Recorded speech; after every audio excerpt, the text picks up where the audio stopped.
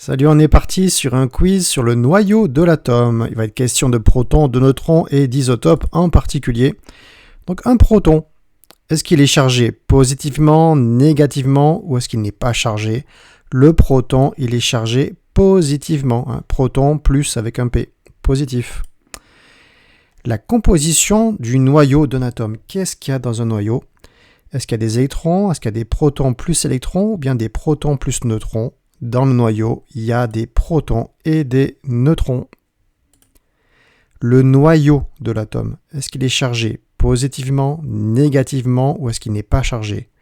Le noyau, globalement, il est positif parce qu'il y a des protons positifs et des neutrons qui sont neutres, comme son nom l'indique. Donc le noyau, il est positif. Alors ici, dans cette représentation, le nombre qui est en bas, là, en bas à gauche, est-ce que c'est A, le nombre de nucléons, ce qu'on note Z, le nombre de protons, ou N, le nombre de neutrons? En bas à gauche, c'est Z, c'est-à-dire le nombre de protons, ou bien le numéro atomique. Celui qui est en haut maintenant, est-ce que c'est N, le nombre de neutrons, Z, le nombre de protons, ou A, le nombre de nucléons?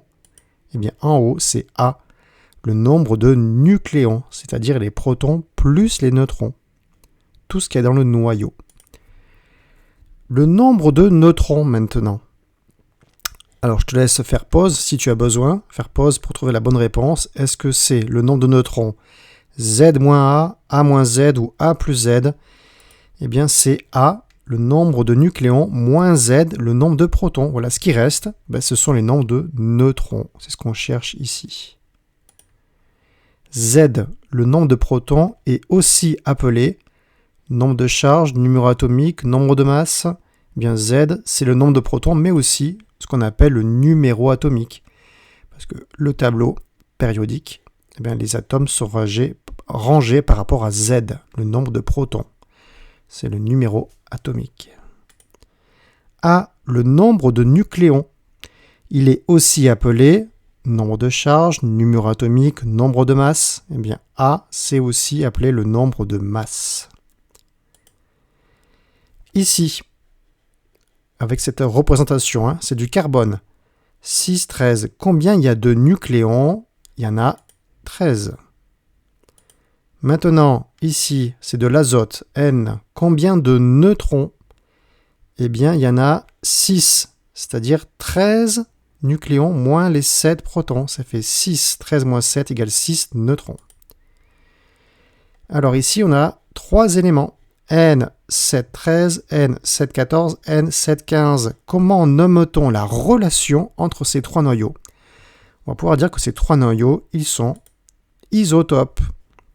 Pourquoi? Parce qu'ils ont le même nombre de protons, 7, 7, 7, mais un nombre de nucléons, et donc de neutrons, différents. Ce sont des isotopes.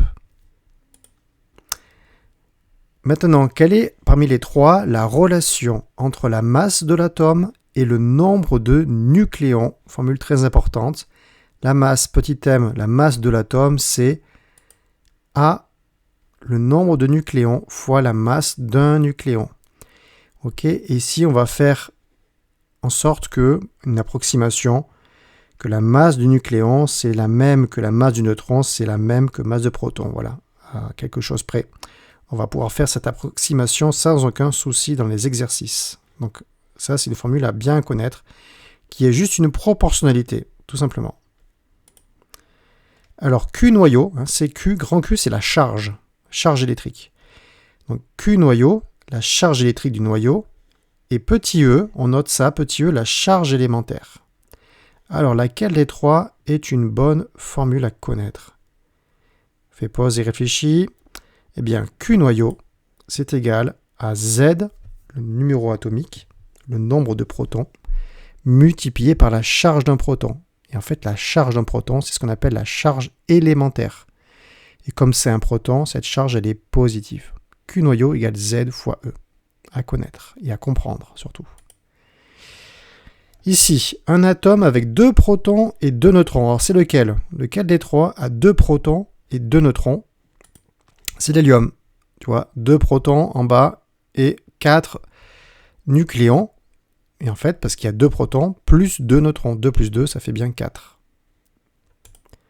Ici, le rayon de l'atome, c'est combien de fois plus grand que le rayon du noyau?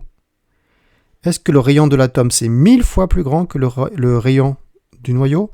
Est-ce que c'est 10 000 fois plus grand ou bien 100 000 fois plus grand? Le rayon de l'atome, en fait, il est 100 000 fois plus grand que le rayon du noyau. On a souvent cette image. Tu vois ici, le petit point blanc, là, c'est le noyau. Et ça, c'est l'atome. Et tout ça, c'est du vide, en fait. On dit souvent que c'est comme si on avait... Le noyau, c'était une fourmi au milieu d'un immense stade de foot. On revient avec nos représentations. Un atome avec 4 protons et 3 neutrons. Voilà, fais pause pour vérifier lequel des 3. 4 protons et 3 neutrons, c'est ici. Le beryllium, j'ai bien 4 protons.